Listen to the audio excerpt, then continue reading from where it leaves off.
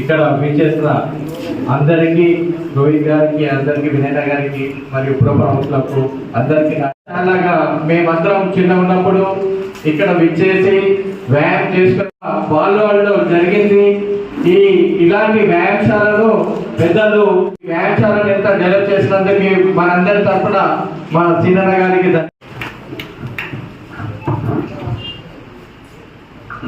ఇప్పుడు మన ఈ రోజుల్లో ఈ వ్యాయామశాలను ఇంకా మంచిగా డెవలప్ చేస్తారని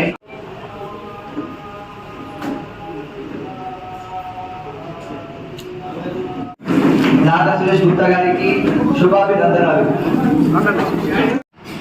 ఆరోపణ లేనటువంటి వ్యక్తికి ఎక్కడ కూడా కేసున్న వ్యక్తి కానీ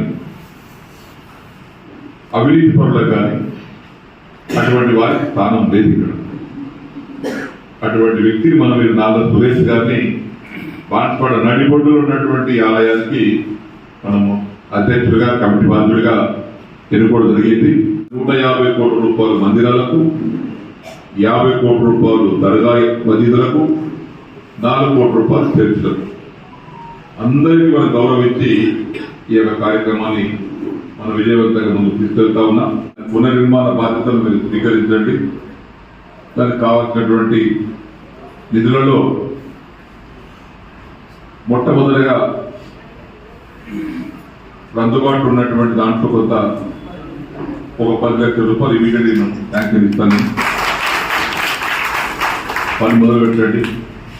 త్వరలో నేను ప్రొసీడింగ్ ఇప్పించి ఏర్పాటు చేస్తానని